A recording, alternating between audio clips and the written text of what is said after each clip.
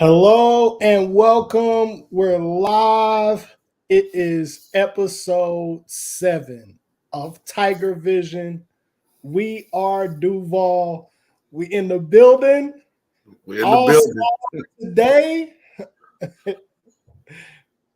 For those that don't know, Coach, man, you called it first. You told us what was going to happen. You let us know how this was going to go down, how this was going to work. You believed, Coach. I believed. I believed. You know, you got to get hit with adversity first. So that 0-3 start just hit us with some adversity. Coach Morgan righted the ship, and it's been all smiles and W's since. And as our president said, I don't think they'll schedule us for homecoming anymore. I saw several tweets go out saying the same thing, that Edward Waters is no longer a school that you can schedule for your homecoming. I gotta shout out to also Sly the sports guy who showed y'all a lot of love. Always, we appreciate Sly. Our great football commentator from BSN has watched a lot of HBCU football at all levels and was right there riding with you, man. He was. Man, it was we as a basketball staff, we were out recruiting at a JUCO showcase in Orlando. And Coach Reedy has his phone and he's giving us an update. And you know, we talk about basketball, how it can change so quick, you know, being up and then turn around and being down or whatever. And, you know, we go up, I believe it was 10 with about 5 minutes left. And we hype, you know, and we go down, you know, after they score their last touchdown, and we got about 26 seconds left. And we went from just kind of game casting it to somehow Reedy finds the video, right? And we're watching, and that pass, that Hail Mary pass goes up, and we're watching, and he comes down with it.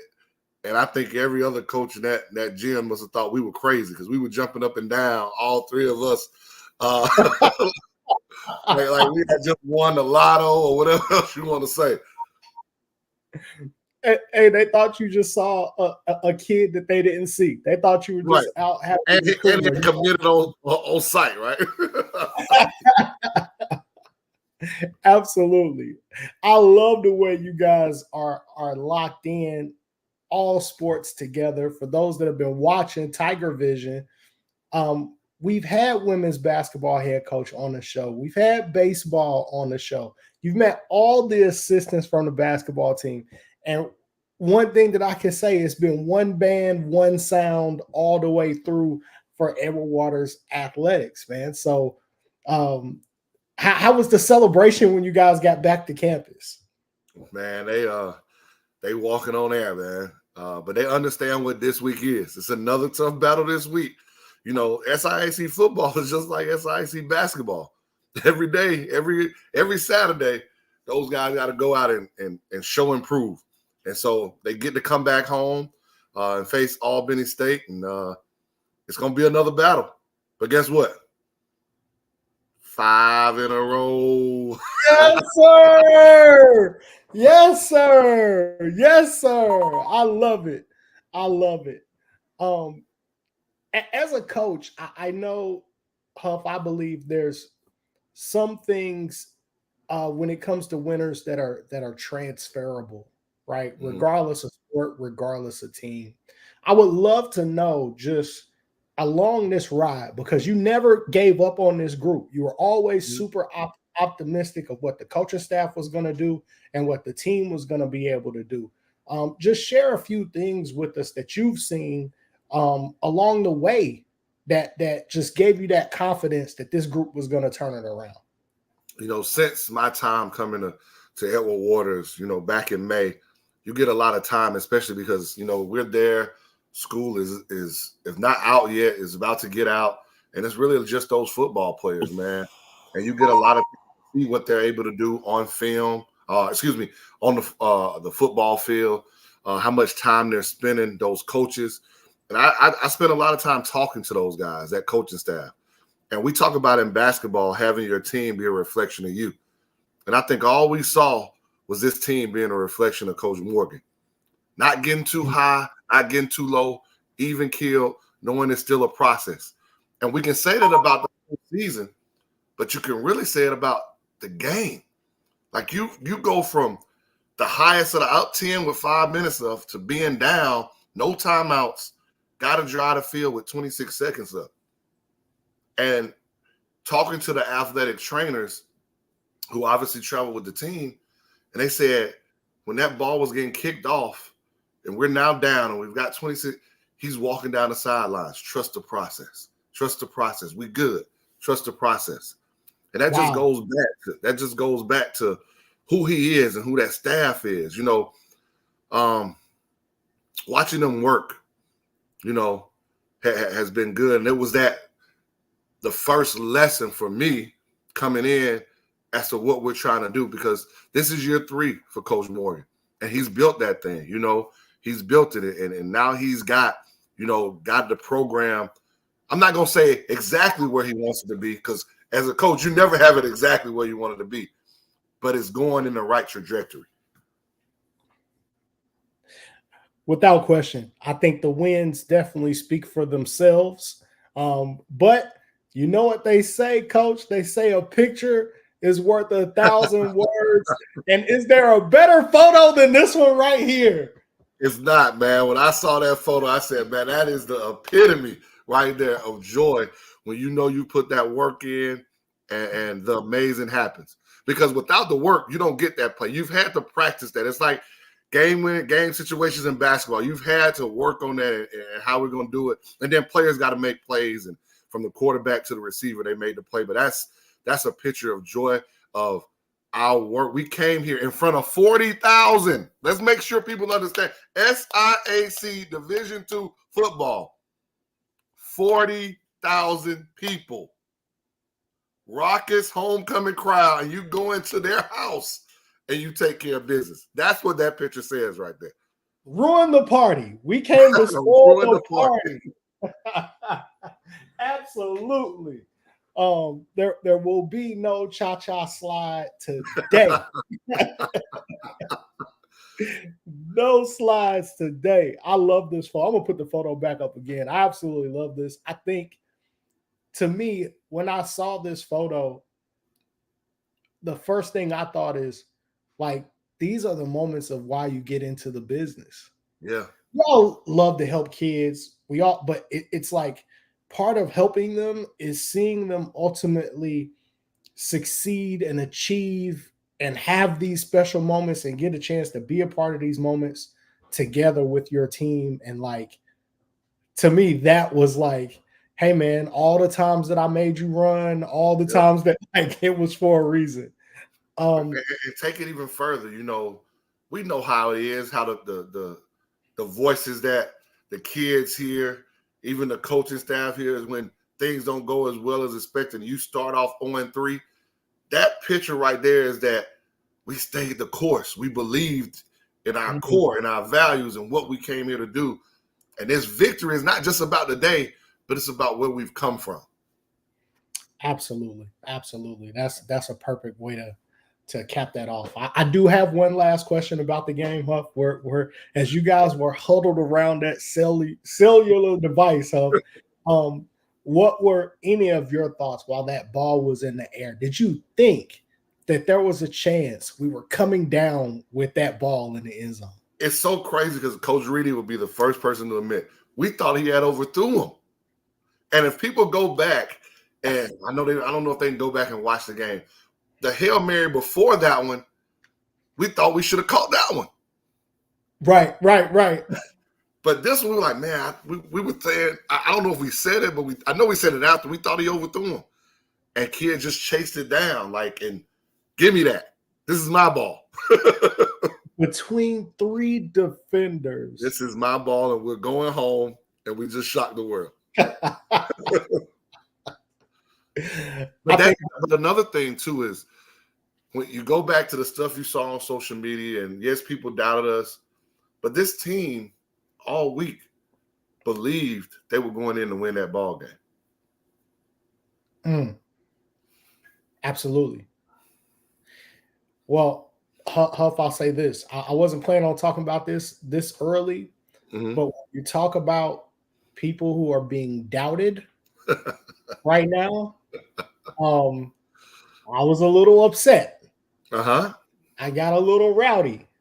There was a list that came out, and I printed it out because I thought my eyes were fooling me, and my eyes were not deceiving me. So I crumbled the list up and I threw it across the room into the trash can. The SIAC put out their preseason awards and watch list, and to me, some things were glaring about the list.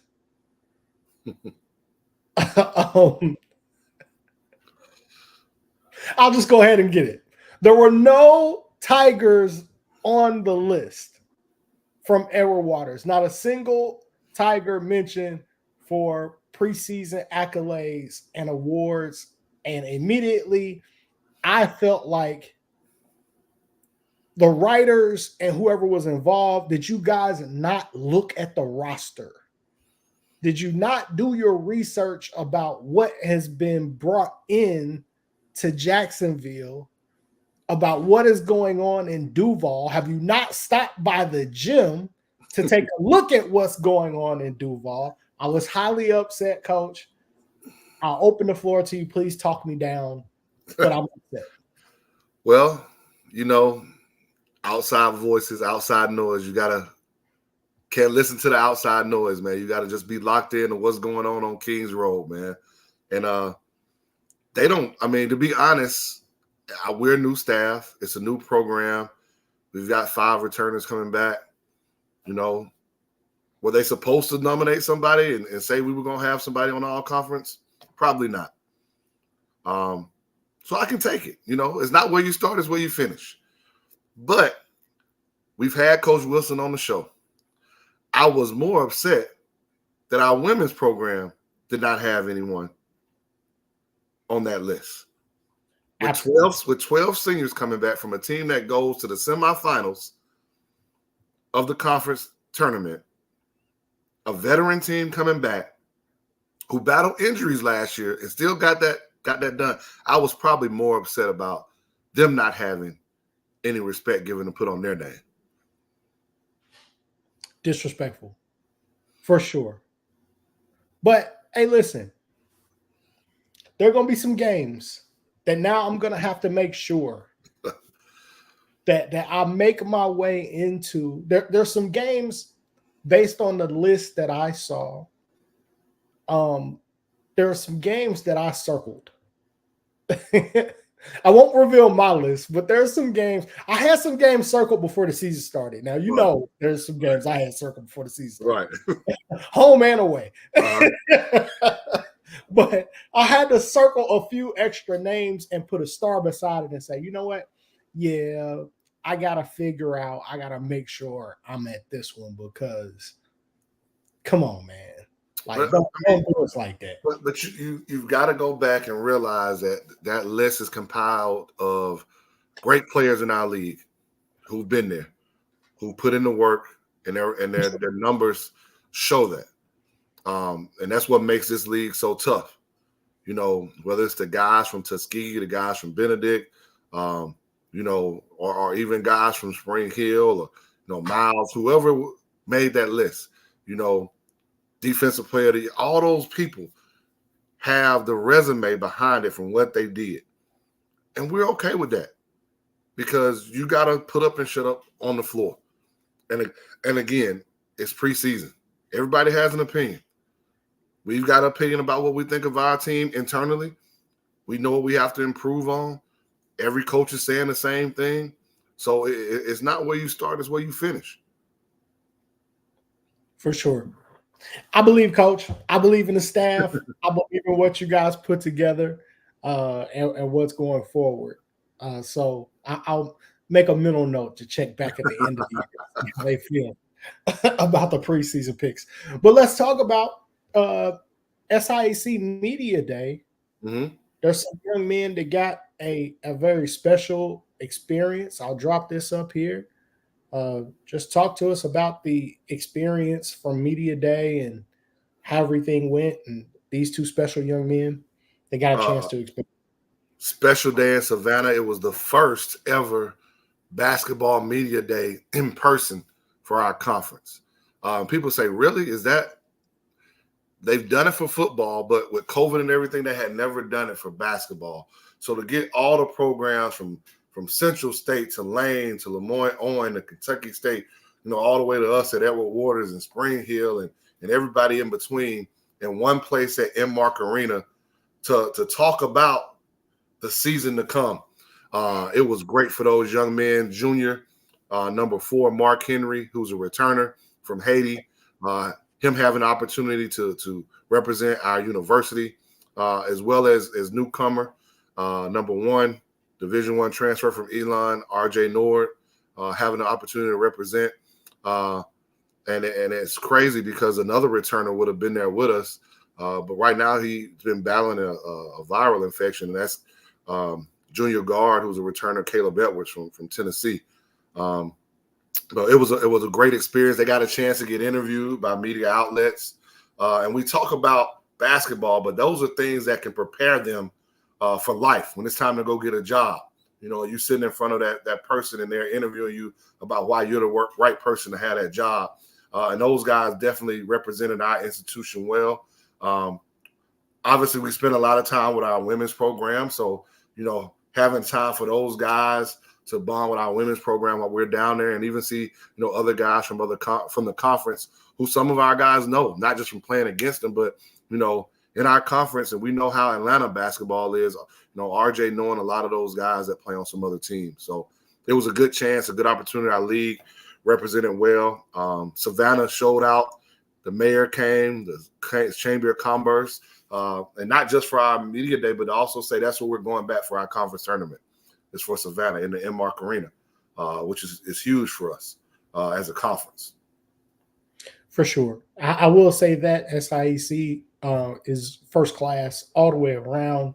I've had great experiences covering the league from a media perspective and look forward to seeing what they are able to do. The media day was covered by HBCU Go. Yep.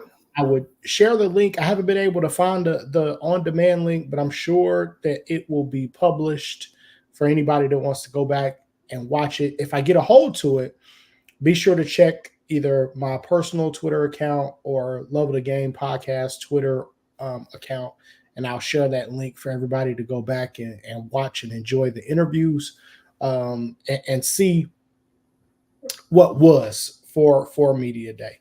You've been through a few of these, right.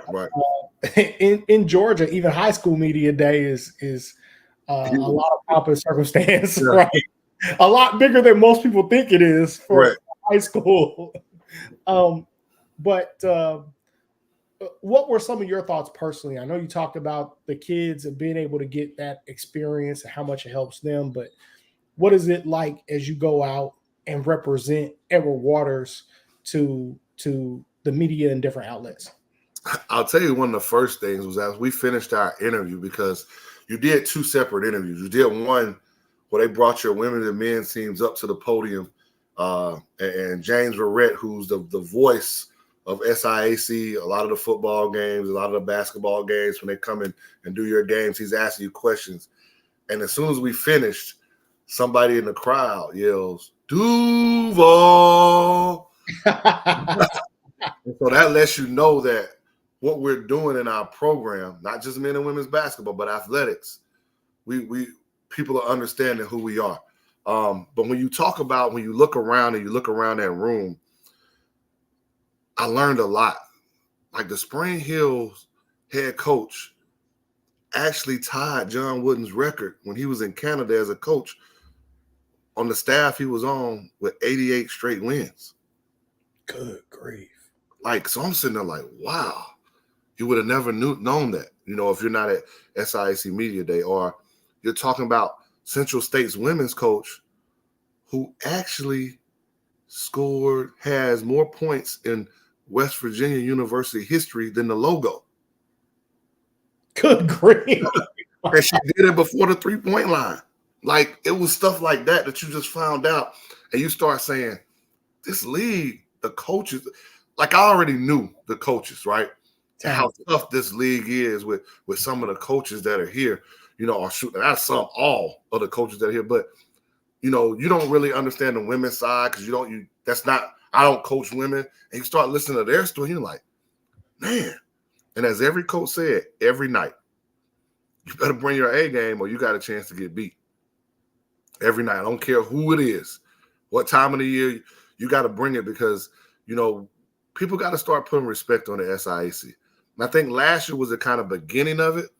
You got to realize Tuskegee women, undefeated in conference, their coach gets a brand new job, jumps from Tuskegee to New Orleans Division I. That says a lot right there in itself, right? Absolutely. But then you think about on the men's side where Miles wins the tournament, but Tuskegee still gets an at-large bid to go to the D2 tournament. And there are many times where that hasn't happened in the SIAC. For sure. And so we've talked about it, of how we can continue to grow our league and get it better, where our strength of schedule, when they're looking at trying to put in our at-large bids, how we can help that improve. But you look at these teams and the success of a lot of these teams and why they're successful. That's what you were able to see at SIAC Media Day, and, why our guys have been successful in our league when they go play in Travis Williams' HBCU All-Star game during the Final Four. You got to go back and look now of how the SIAC guys have been successful in that. So it was just a combination of learning and having a reflection period of, even from my time at Morehouse to where this conference is now, how it's grown and how much better it's gotten. Absolutely.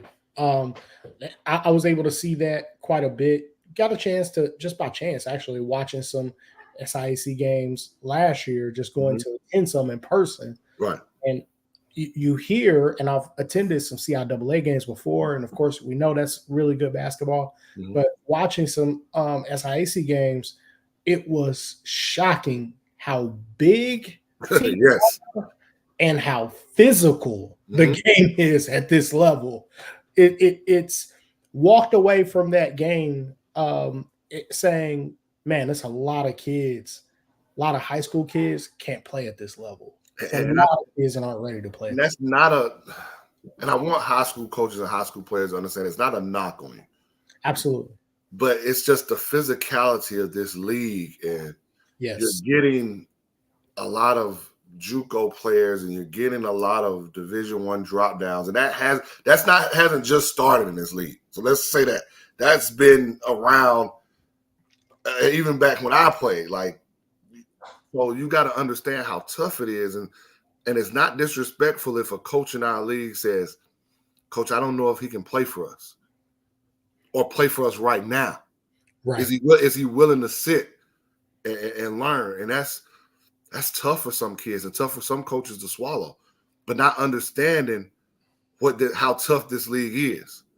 Like, you talk about a Benedict, or you talk about Miles and the physicality of Benedict and the defensive mentality and effort that Miles puts on the floor every time, or even the size and versatility of Morehouse. Yep. And I'm just using those two. Or you talk about the offensive prowess of Spring Hill and Central State. Like, it is tough. Tough. Absolutely. Seeing it in person changes your opinion. And I think some people still haven't seen that in person yet. Right. But like you said, and I've heard that from coaches in different leagues. Was talking to a Division II coach from the Peach Belt, and he said the same thing. It's not that you can't play in our league. It's that you may not be ready to play today. Right. So can you temper your expectations and let us develop you? Are you willing to wait 2 years, sometimes 3 years for Mhm. us to develop you into the player that we need? And that's with the transfer portal, that's the crazy part of coaching right now at any level.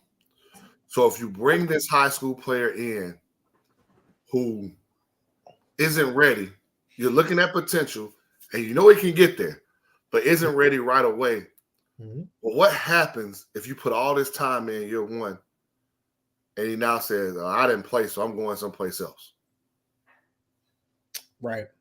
But the flip side of that too is he comes in and balls out and he still could say the same thing. So we as coaches have to understand it's a swinging pendulum.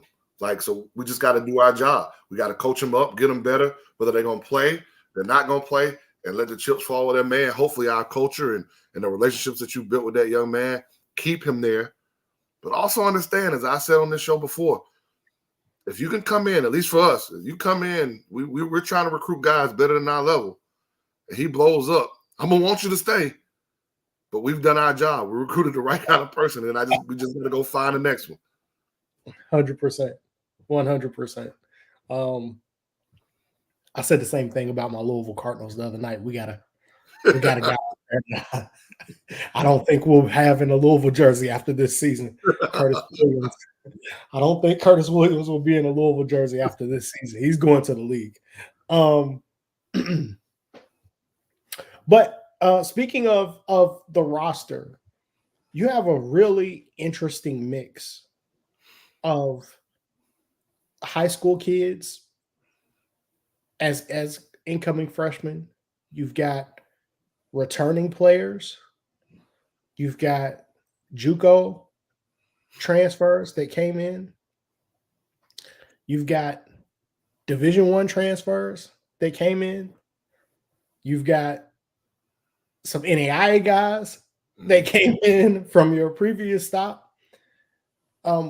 What are some of the things that you've seen when it comes to this team making the adjustment to this level, and how you're running practices and what the demands are and the preparation to get ready to play in such a tough league?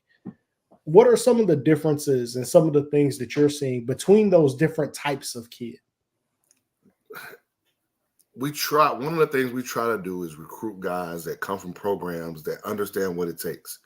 So they know the little nuances of the game, how to practice, knowing lifting, the academics, all that kind of stuff. But you can recruit that kind of guy, the right kind of guy, RKG as we say, the right kind of guy. He can be a great young man.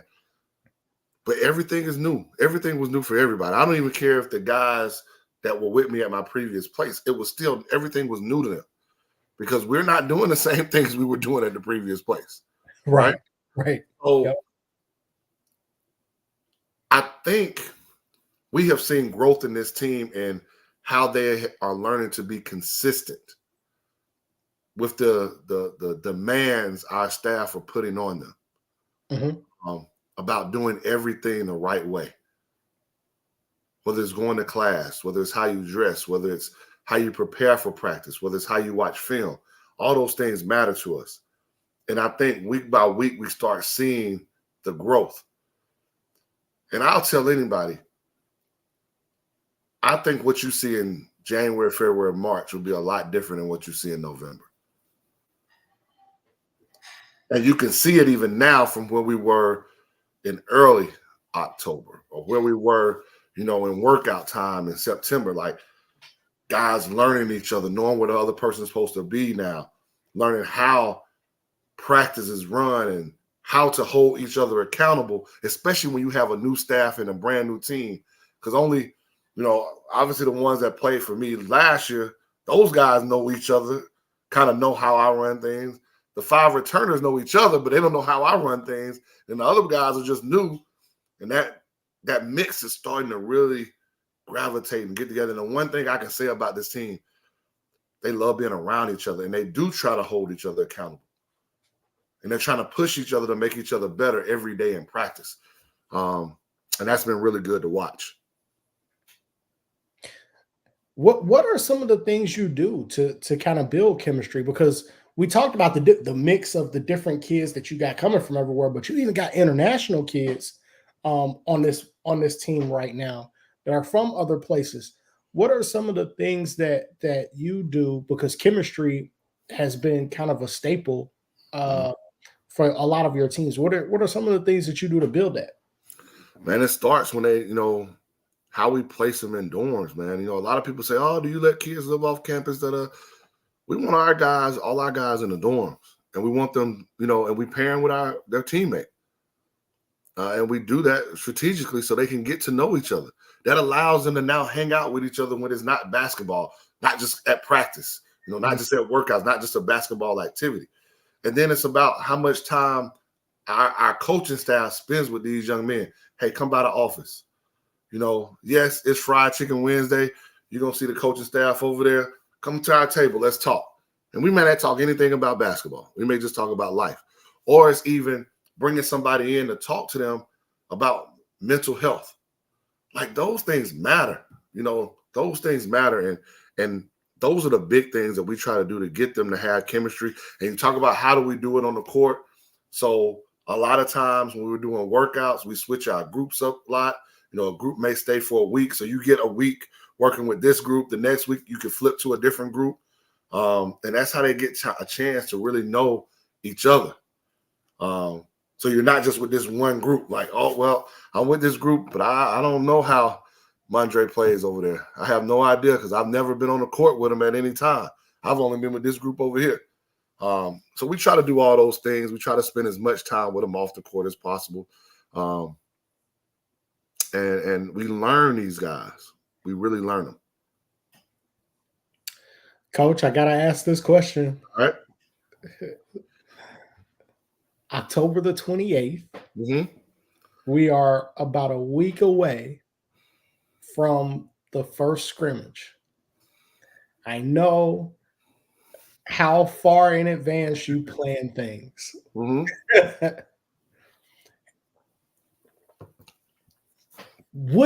Is there a chance that there is a piece of paper that exists somewhere, maybe in your office, maybe not, that has 5 names written on it that could possibly be the starting 5 for that game at Claflin? Has that been determined? I will tell you this. I will not divulge that, but I'll tell you this. Each day after practice, I won't say each day, but I'll say 95% since we've had workouts practice. We call it 3 up, 3 down. Who you going with right now? And we as a staff talk about it. And we don't always agree on who that 5 is. But it's really something that really works very well with us. And we appreciate that. But that also helps because that's how hard our guys work each day, to be better. Are the debates passionate? They are. They are. I love it. I love it. Kenny Payne would not release the starting lineup for the University of Louisville. Why did he talk about University of Louisville so much? I am from Louisville. I'm sorry. It is in my blood. I am Duval, but hey, it's in my blood. But he would not release the starting lineup at all to the public before the first scrimmage. We had to wait until the scrimmage took place, the exhibition game took place. Will you be releasing a edit with the starting 5 at any point prior to the exhibition game on the 28th? Will we get it the night before or anything like that? Definitely not.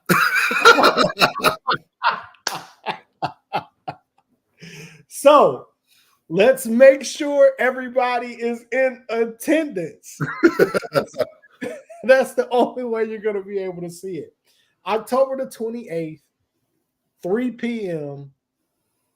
Our Tigers take the floor for the first time versus Claflin University right in Jacksonville at the Adams Jenkins Community Sports and Music Complex. You will have to be there to meet the new Tigers. As Reedy says, mum's the word, the slip. um, and Huff already said the guys won't even know based on how they're grouped because he's changing the groups every week. So you'll have to be there to see our Tigers in action. And we're going against a very good group of Claflin team with Coach Dunlap and Coach Newton, who are coming off a very great season in CIAA. 20 plus wins in his first year there. Like, they did some things down in Orangeburg, South Carolina, and that was a reason. You know, you want to play a team that'll help you get better. And Claflin will definitely do that for us. You didn't waste any time. I was going to say that.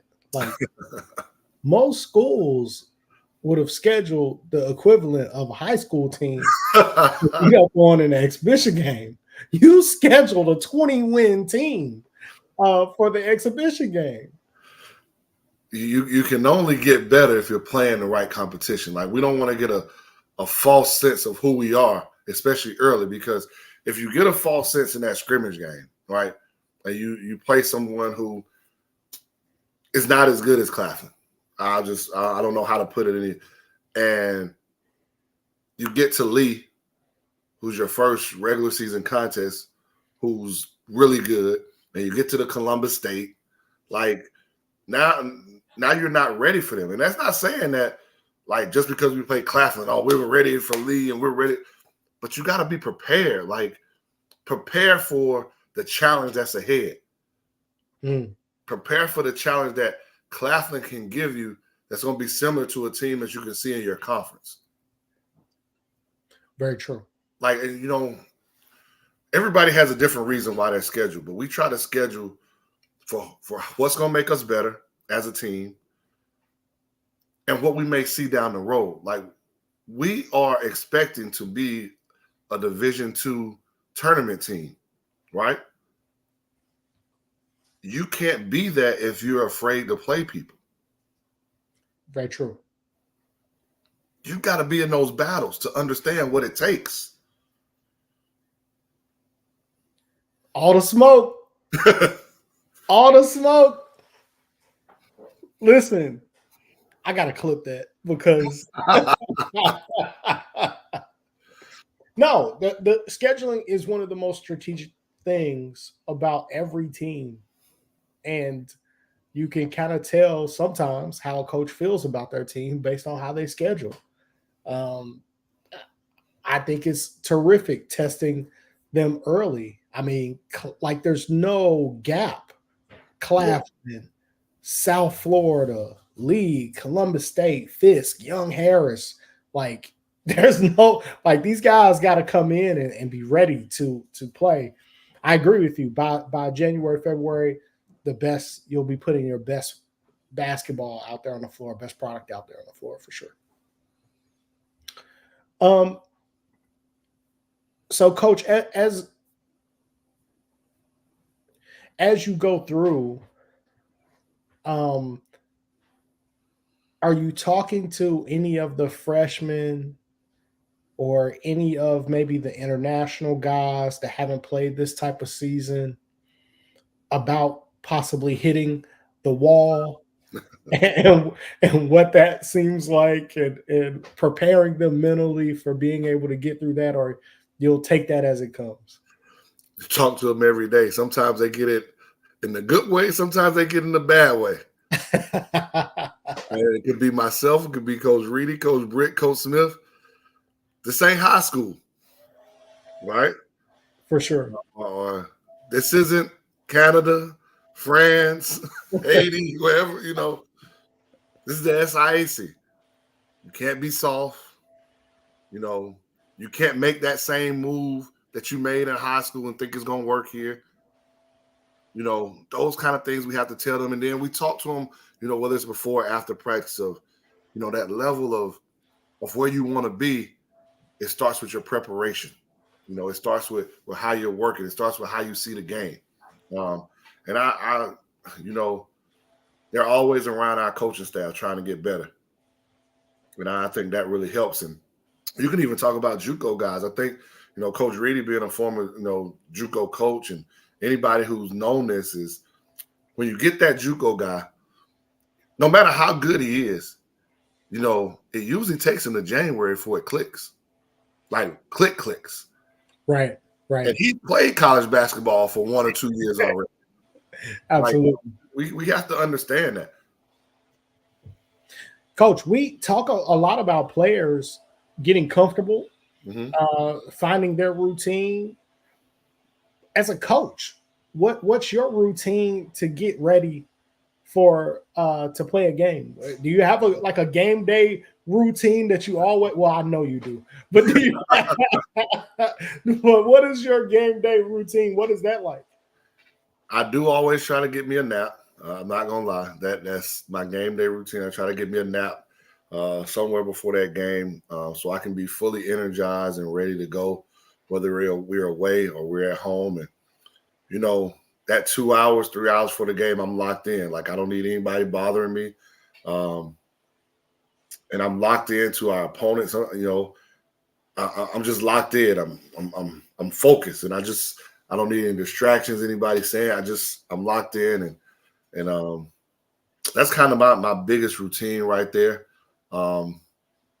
Just had that nap and being locked in those 2 to 3 hours right before the game. Coach, you coach a lot of basketball. I used to have some different stuff now. Before I was really, getting these miles in and all that, it used to be a Coke and some Skittles before every game. Before every game. You coach a lot of basketball in your life, Coach.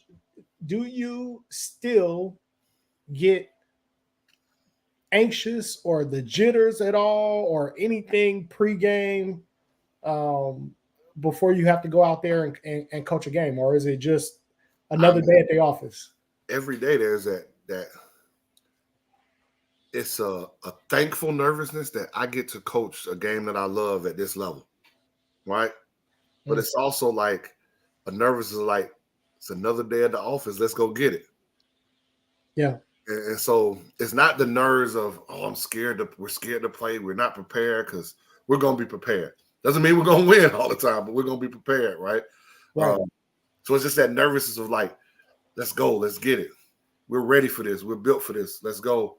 And I love, whatever they call big games. People, I think every game's a big game, but when that gym is packed and like it's here, like, it's nothing like it. It's nothing like it. Absolutely. I would love to be there at Claflin, or at in Jacksonville for Claflin. I'll be off in Pittsburgh. My little one is playing almost at the same time that you guys are tipping off. We'll be tipping off out there in Pittsburgh. I'll be watching my little one play. But will there be something special about this first one? Will you take a moment to kind of take it all in, or will it be the first official home game that you take the time to do that for the regular season, or will it be this one? It'll be this one, man. I think you've got to enjoy those moments, man. And I don't know exactly when it's gonna come, but there's gonna be that time where, whether it's I walk out onto the court or you just enjoy the moment of God blessing me with this opportunity, and really thinking of my parents, to be honest with you, like, of where I've come from. Never thought way back in the day that this game of basketball would take me where it's taking me, from the playing time to who I've been able to coach to where I've been able to coach, and the places coaching and playing have allowed me to see, and what it's allowed me to see. So you've got to take that moment to just soak it in, and allow it.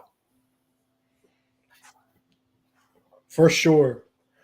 Reedy, you got to tell me what your pregame routine and pregame meal is. I got to know what you and Coach Britt and Coach Smith are out there doing, man. What's the pregame restaurant, so I know where to pull up on you guys at. Reedy's probably going to work 16 hours every game day. He's not even going to take time to get a meal or nothing. But Reedy, if you find the time, man, let me know when I make it down there where I need to be. Coach, we got new media. We now, do. I haven't seen this yet. It just dropped. So if they haven't been on their social media today, it probably dropped 15 minutes before the show. So this could be an exclusive for a lot of people. It is exclusive for me. We've got some new media. We're going to share it right here. Give you a second to set it up. But no meals for the game for Coach Reedy. Okay. But we'll drop some. This is a We Are Duval exclusive. Here we go. Let's see here. All right.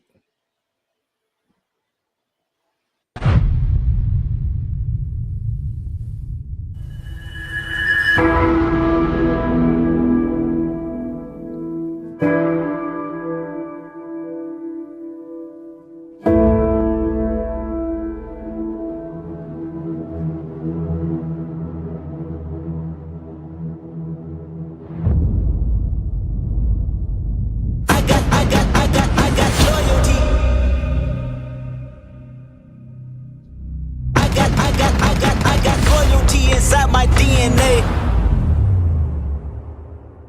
I got loyalty inside my DNA. I got brother peace, got war and peace inside my DNA. I got power, poison, pain, and joy inside my DNA.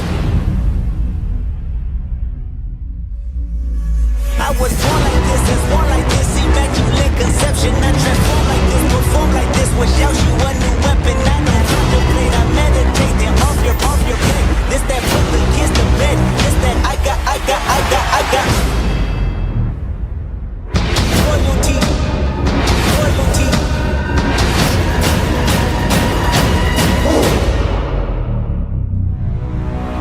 I got loyalty inside my DNA.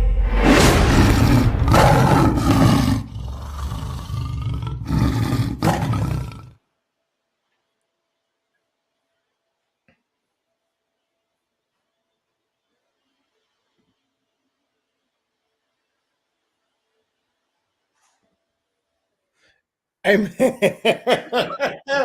What is going on in the media department? Time out. What is happening? Bravo. Shouts out to everyone involved with that. They did a great job. That's all I can say. It's a great job. Fantastic job there. Wow. Okay. Listen, Coach, you got me ready to check for my transcript. Do I got any years of eligibility left? Can I get the rest of this weight off? Like, what is going on? If that doesn't get you ready for the season, I don't know what will. Man, we got to pack it out on the 28th. Man, we got to pack it out every game. Like, we want to have that Rockets environment that, well, people say, man, we got to go to Duval. We got to go to Jacksonville. Man, we ain't going to be able to hear ourselves think. Need to make sure we put the student section right behind their bench. Calling football and baseball. You already know what you got to do. Absolutely. Do they allow the band to? Our band will definitely be in the gym. Don't worry about it. Yeah. Let's go. that is like one of my pet peeves when I attend the HBCU game. The band is always a big part of every football game, but I don't see them not at everybody's game. At some HBCU games, the band is a big part of it. If you go to Norfolk State A&T game or something like that, the band is going to be a huge part of it. It needs to be a part of basketball. When I come to Jacksonville, I'm coming to watch the game, but I want the full experience. You're gonna get the full experience.